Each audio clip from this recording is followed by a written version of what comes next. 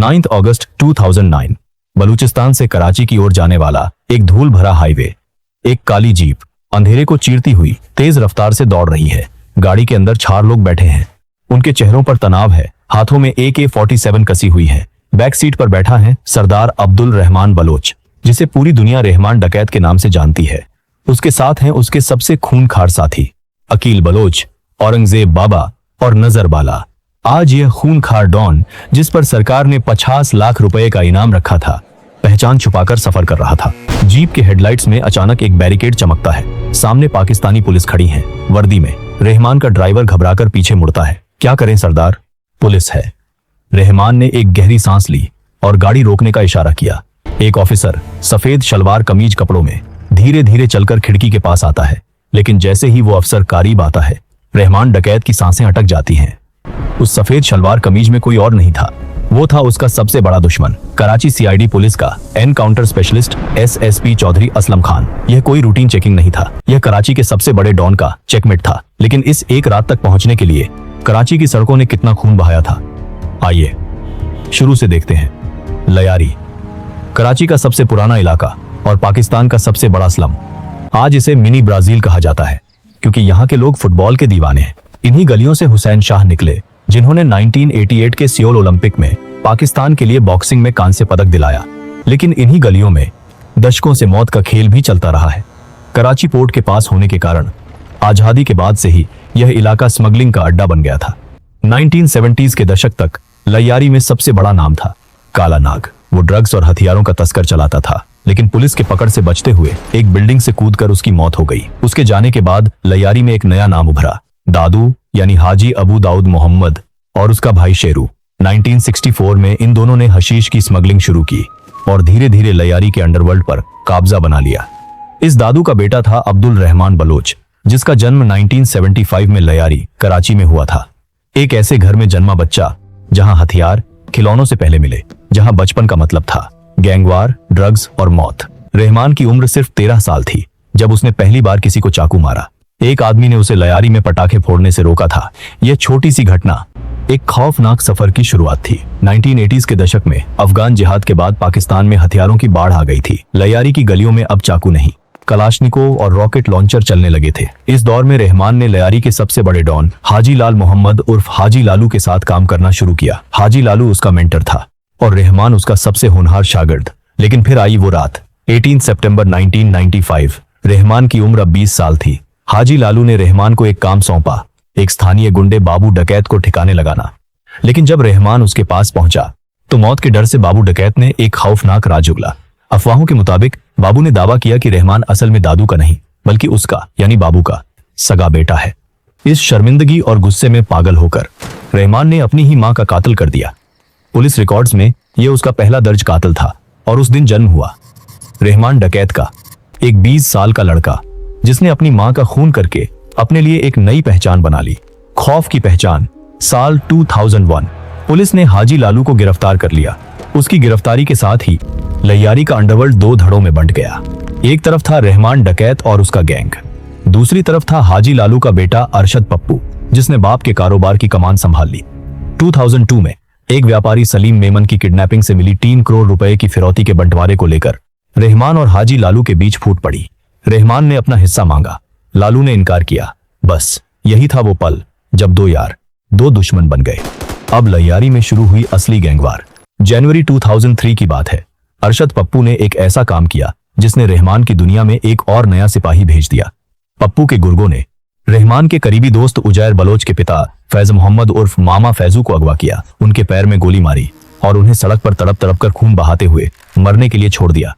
Uzair Bloch, जो पहले एक शरीफ आदमी था जिसने 2001 में लयारी के मेयर पद के लिए चुनाव भी लड़ा था, अब बदला लेने की आग में जल रहा था। उसने रहमान डकैत का हाथ थाम लिया। 2 भाइयों जैसे यार, एक साझा दुश्मन और एक साझा लक्ष्य। अरशद पप्पू का खात्मा। अब लयारी कोई मोहल्ला नहीं रहा था, यह एक युद्ध क्षेत्र बन चुका था। पाकिस्तान के किसी भी शहर में आज तक देखी गई सबसे खूनखार अर्बन इंसर्जेंसी। रहमान ने एक मिलिट्री जनरल की तरह रणनीति बनाई। उसने लयारी की तंग गलियों का फायदा उठाया, जहां पुलिस के भारी बख्तरबंद गाड़ियां अंदर नहीं जा सकती थीं। एक घर से दूसरे घर के दरवाजे तोड़कर खुफिया सुरंगें बना दी गई। छतों पर एंटी एयरक्राफ्ट गन्स लगाई गई। झटपट मार्केट और दूसरे इलाकों में ग्रेनेड हमले होने लगे। आम औरतें और बच्चे मारे जा रहे थे। 1997 में पुलिस कस्टडी से फरार हो चुका रहमान अब किसी भी सरकार की पहुंच से बाहर था, लेकिन रहमान एक चतुर खिलाड़ी था। वो जानता था बिना जनता के सपोर्ट के राज नहीं किया जा सकता। 2008 में उसने पीपल्स अमन कमेटी बनाई। उसने वो इमारत जो कभी ड्रग्स और टॉर्चर का अड्डा था एक हाई स्कूल में बदल दी। उसने अस्पतालों को फंड किया, हफ्तों चलने वाली गोलीबारी के दौरान लोगों के घरों में राशन और पानी पहुंचाया। वो गरीबों का मसीहा बन गया, एक रॉबिन हुड जो अमीरों से लूटता था और गरीबों में बांटता था। और फिर आया राजनीतिक संरक्षण। पाकिस्तान की सबसे बड़ी पार्टी पीपीपी को लैयारी चाहिए था। लैयारी हमेशा से पीपीपी का वोट बैंक था और पीपीपी को लैयारी के वोट बैंक को कंट्रोल करने के लिए रहमान चाहिए था। 18 अक्टूबर 2007 बेनजीर भुट्टो पाकिस्तान वापस लौटी। कराची के कारसाज इलाके में उनके जुलूस पर भयंकर बम हमला हुआ। उस रात रहमान डकैत और उसके हजारों जियालों ने एक ह्यूमन चेन बनाकर उन्हें सुरक्षा दी थी। यह सौदा था, रहमान को आजादी, पीपीपी को फायदा।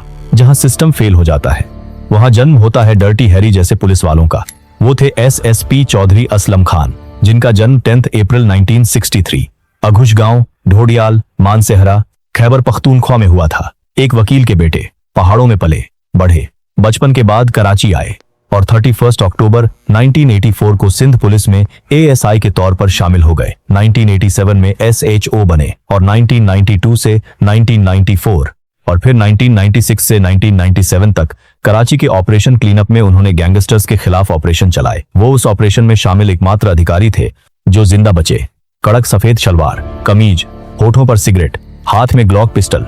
असलम का उसूल था फाइट फायर विद फायर। 2004 में सस्पेंशन से वापस आने के बाद उन्हें एक ही काम सौंपा गया, लैयारी को साफ करो। मई 2005 का किस्सा सुनिए। पुलिस को पता चला कि रहमान बलूचिस्तान के हब इलाके में अपने व्हाइट हाउस कहे जाने वाले किले में छुपा है। असलम ने रेड की, लेकिन पुलिस महकमे के गद्दारों ने रहमान को पहले ही अलर्ट कर दिया था।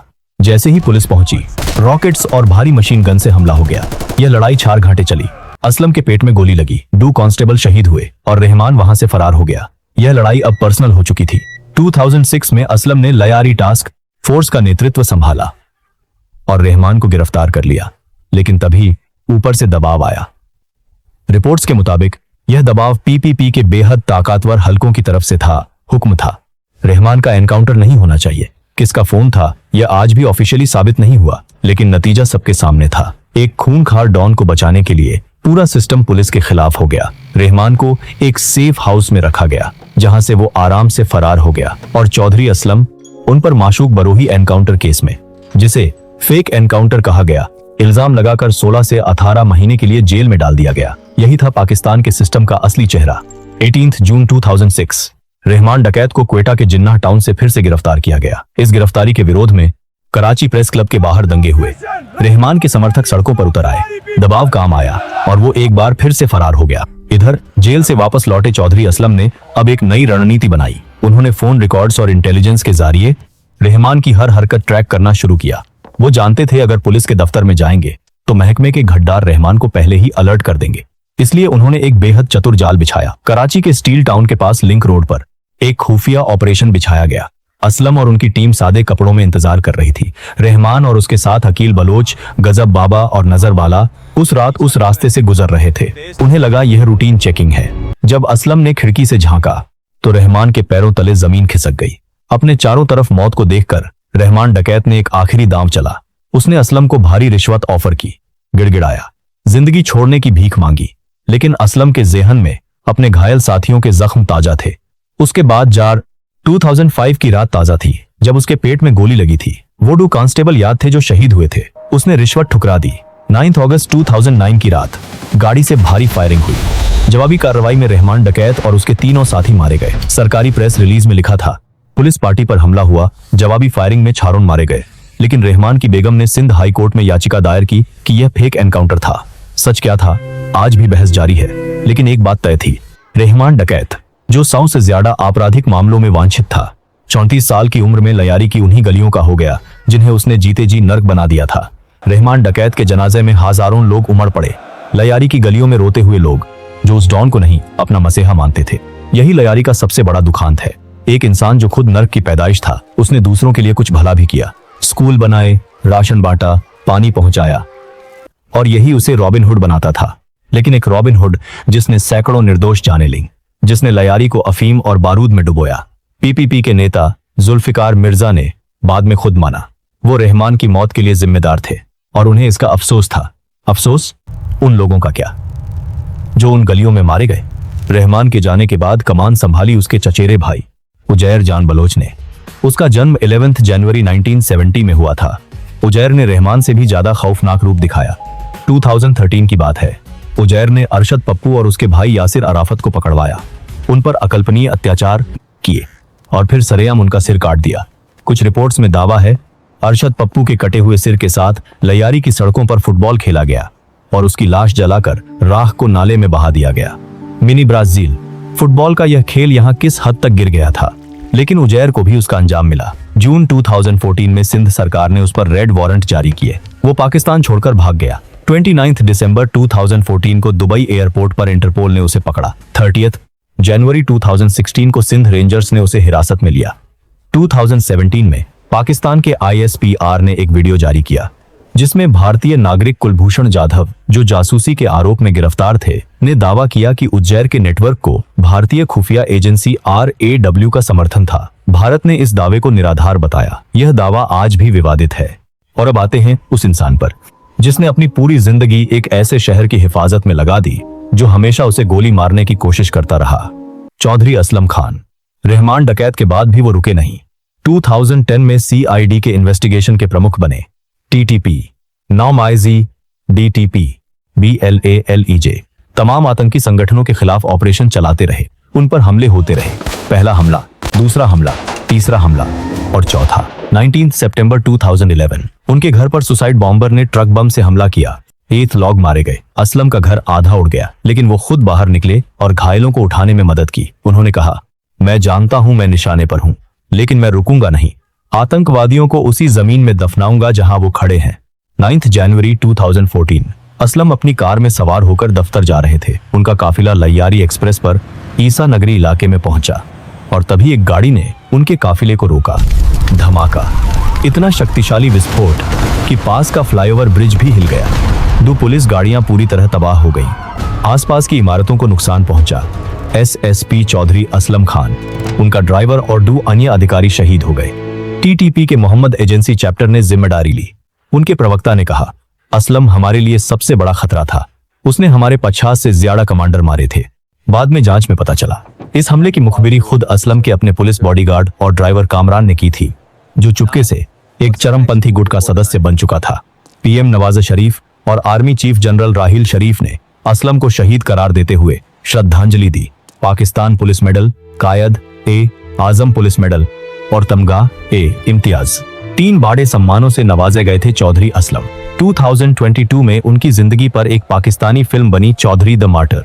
उनका किरदार उनके अपने चचेरे भाई और DSP चौधरी तारिक इस्लाम ने निभाया। यह कहानी क्या सिखाती है?